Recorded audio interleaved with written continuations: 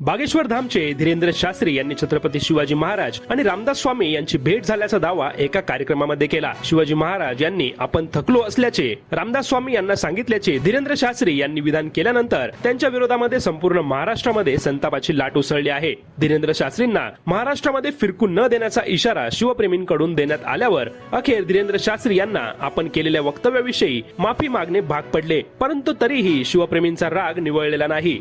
आता याच प्रकरणावर आणि धीरेंद्र शास्त्रींच्या वक्तव्यावर महायुतीमधील मंत्री छगन भुजबळ यांनी देखील धीरेंद्र शास्त्री यांना खडसावले आहे। छगन भुजबळ यांनी धीरेंद्र शास्त्री यांच्या वक्तव्याविषयी नाशिक जिल्ह्यातील येवला येथे पत्रकारांशी संवाद साधताना संताप व्यक्त केला। छगन भुजबळ बोलताना म्हणाले, छत्रपती शिवाजी महाराज आणि रामदास स्वामी यांची भेट झालीच नाही असं इतिहासकार सांगतात। धीरेंद्र शास्त्री, तुम्ही काही इतिहासकार नाहीत।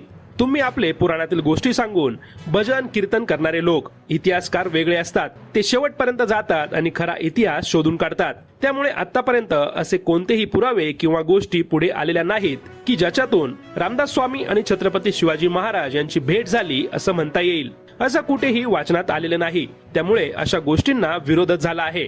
जे वाचनामध्ये आलेलं नाही त्याचा विरोध करण्यात आलेला आहे। जे इतिहासात नाही असं असतानाही तुम्ही रामदास स्वामी आणि छत्रपती शिवाजी महाराज यांची भेट झाली असं कसं म्हणतात, असा प्रश्न छगन भुजबळ यांनी उपस्थित केला।